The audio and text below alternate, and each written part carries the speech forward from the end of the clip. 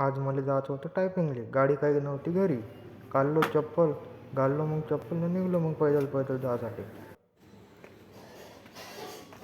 ऊन तर भयानकच होती. मग काय करते, आपल्याला तर जावंच लागते टायपिंगले. काढलो मग गेट, निघलो मग. 2 दिवस झाले मी चाललो नाही टायपिंगले.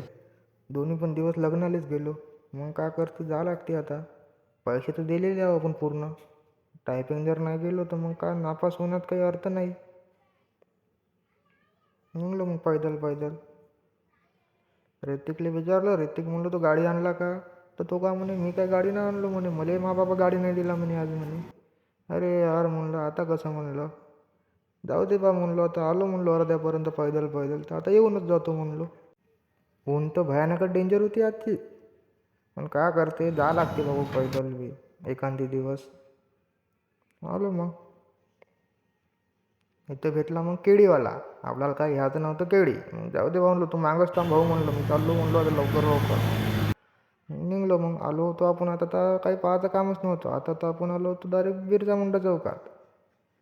मग काय इथं आल्यावर झालं विशेष नाही. इथं पाहिलं होतं थोडं, कबीर बी नाही दिसला. मग बसलो इथं, आलो त्याची वाट पाहत. मग आला तो तर डायरेक्ट पायऱ्यावरच दिसला तो. भेटू मग आपण समोरच्या न्यू ब्लॉगमध्ये.